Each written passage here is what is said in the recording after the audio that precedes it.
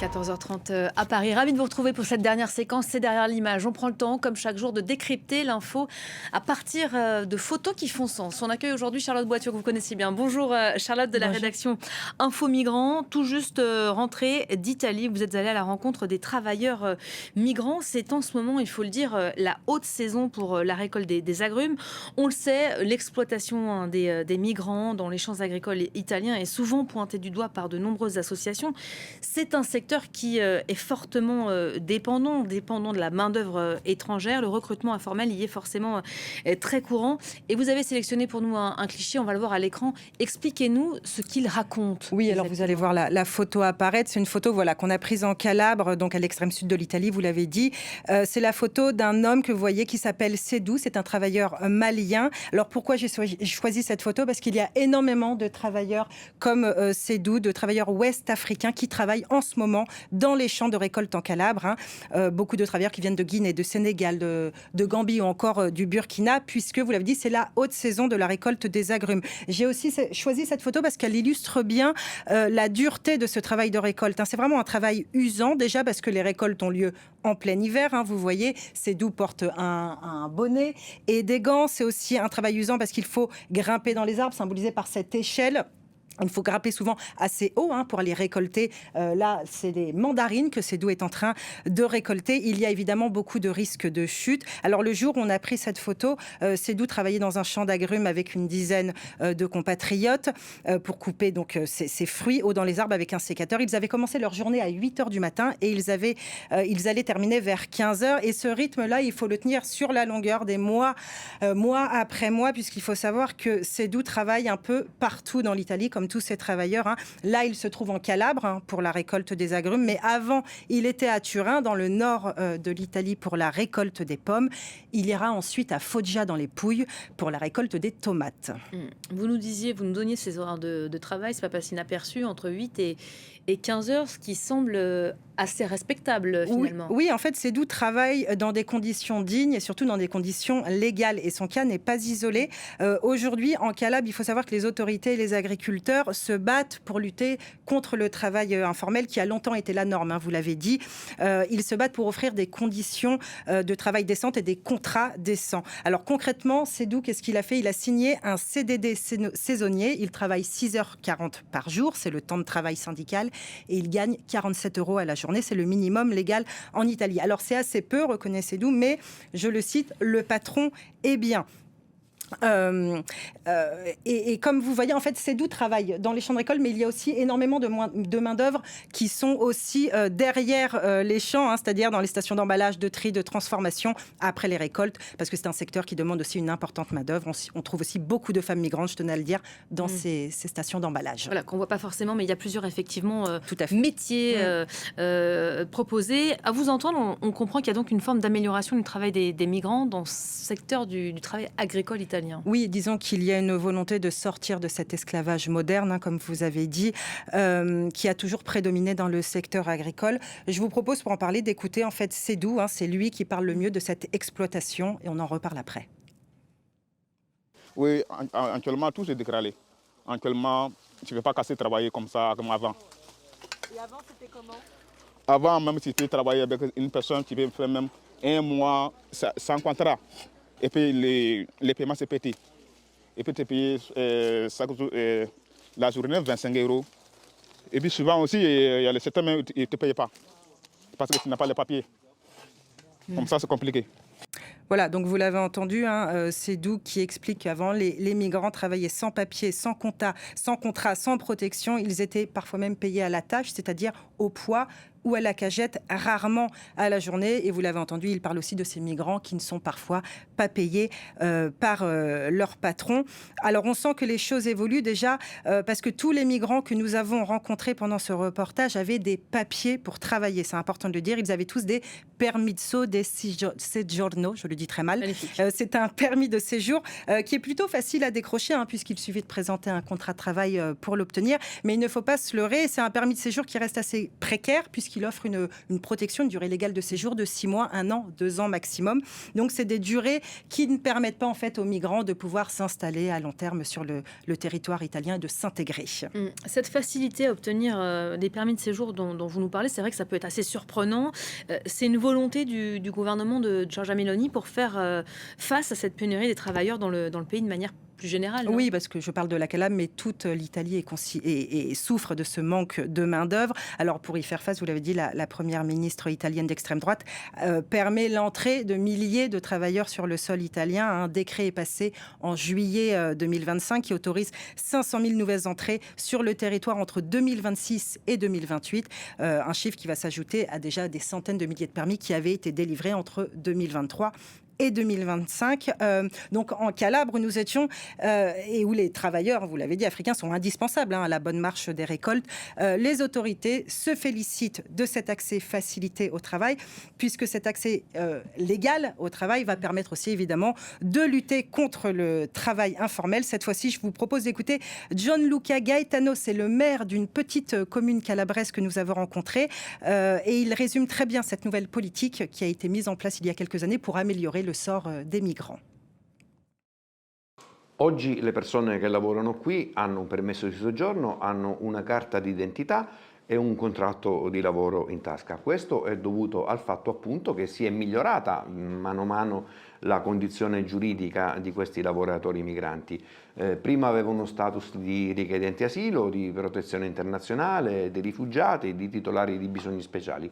Oggi sono migranti economici regolari e questo fa capire anche che c'è stato un lavoro importante da parte dello Stato e delle istituzioni, da un lato per dare una status giuridico corretto a queste persone che sono lavoratori e dall'altro canto una serie di controlli che sono stati effettuati nelle campagne presso i datori di lavoro per ridurre l'impatto del lavoro nero e del caporalato. Caporalato, hein, c'est le mot employé par cet élu. Il parle de quoi là? C'est la mafia dont il est question? Oui, un petit peu. En fait, le système de caporalato, c'est l'exploitation illégale de la main-d'œuvre en Italie. Et ce système de caporalato, évidemment, est souvent utilisé par les réseaux mafieux qui sont très importants dans la région calabraise. Alors, ça fonctionne selon un modus operandi assez précis. Ce sont des réseaux criminels qui vont recruter des travailleurs étrangers via des caporali. Les caporali, c'est tout simplement des intermédiaires entre les agriculteurs et les travailleurs migrants. C'est eux qui fournissent le travail, le logement, le transport, et ce sont eux qui supervisent, on va dire, le travail dans les champs. Il existe aussi un autre terme en Calabre pour parler de cette infiltration du crime organisé dans l'exploitation et dans la chaîne agroalimentaire. On parle d'agromafia. Alors concrètement, l'agromafia, c'est quand ces réseaux criminels s'accaparent les terres, recrutent la main-d'œuvre bon marché et utilisent les entreprises agricoles pour faire du blanchiment d'argent. Alors nous, on a constaté que le sujet était vraiment tabou pendant cette semaine de reportage en Calabre. Il a été très difficile de prononcer le mot mafia sans mettre mal à l'aise nos interlocuteurs. Et pourtant, le travail des migrants, c'est une réalité et toujours lié de près ou de loin à ce monde mafieux. Il n'a donc même pas été... il a été assez compliqué de prendre ces photos, de rentrer dans des champs et de prendre des photos des travailleurs migrants. Les migrants, ils redoutent la mafia aujourd'hui? Disons qu'ils redoutent surtout les mauvais payeurs, les patrons maltraitants. Ils ne parlent pas ouvertement de la mafia. Vous l'avez entendu, Sédou parler de ces mauvais patrons qui ne payaient pas les migrants à la fin de la journée. Malgré les améliorations dont je vous ai parlé, il y a quand même encore une réalité d'exploitation, d'esclavage moderne. On a rencontré des migrants qui nous disaient qu'ils étaient encore payés 1 euro la cagette ou 20 euros la journée. Clairement, ce sont des tarifs très très bas. Par conséquent, tous les travailleurs africains que nous avons rencontrés pendant ce reportage nous ont dit qu'ils préféraient quand même travailler avec des contrats et une protection, quitte à gagner un peu moins d'argent. En l'occurrence, Sédou lui travaille pour une coopérative qui lui offre des conditions de travail décentes, un salaire juste aussi. Oui, Sédou et tous ses collègues ici travaillent avec une coopérative qui est chapeautée, c'est un peu compliqué, mais on va dire par une association qui s'appelle SOS Rosarno et qui est clairement engagée dans la lutte contre ce travail informel. Mais de telles coopératives, en fait, restent assez petites et ne peuvent pas engager de nombreux employés. SOS Rosarno engage Sédou et on va dire 70 employés, c'est assez peu. C'est même une goutte d'eau quand on sait qu'il y avait à peu près 3000 travailleurs migrants dans la région en 2022, selon un recensement de l'Observatoire de l'agromafia.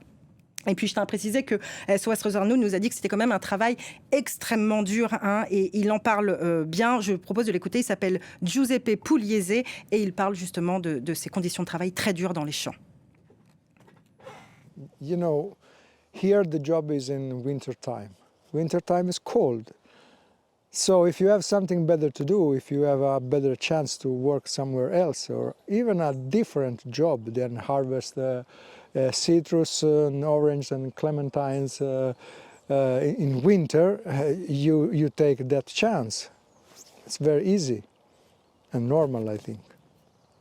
Voilà, je voudrais aussi faire une petite parenthèse économique. Hein. Depuis le début, je parle beaucoup de la mafia, de l'agro-mafia, mais il y a aussi en Calabre un problème souvent évoqué par les agriculteurs, c'est le problème de la grande distribution qui avec ce pouvoir de négociation, achète en fait des produits inférieurs au coût de production. Hein.